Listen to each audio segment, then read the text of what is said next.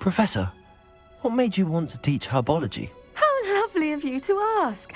I've always had an affinity for greenery, so this situation is a bit of a dream come true.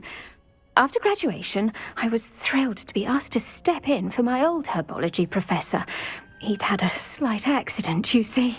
Oh dear. A shame for him, but it worked out well for you. Well, he never really cared for the plants, and they could sense it.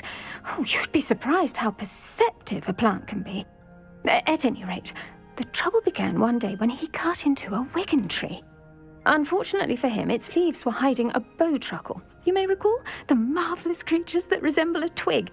The little beast gouged the professor's eyes quite fiercely, but terrifying, I'd imagine. Likely for the professor, too. And that's when you took over as the herbology professor? Well, not quite. After 3 weeks at St. Mungo's, my predecessor regained a tiny bit of his eyesight. He insisted on returning to the greenhouse.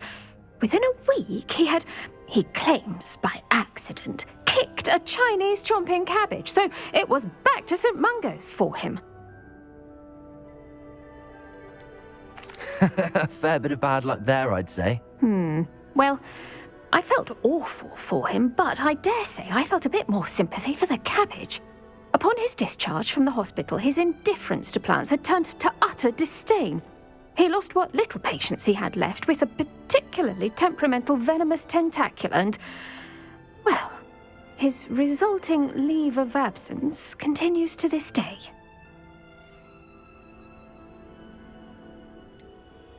I had no idea. How awful. Last I heard, he'd gone to Romania. As rumour would have it, he developed a sudden interest in dragons. One can only hope he found more happiness working with them than he did with Flora. Ha! Lovely speaking with you. Have a wonderful day. Oh, and remember, be kind to your wigan trees.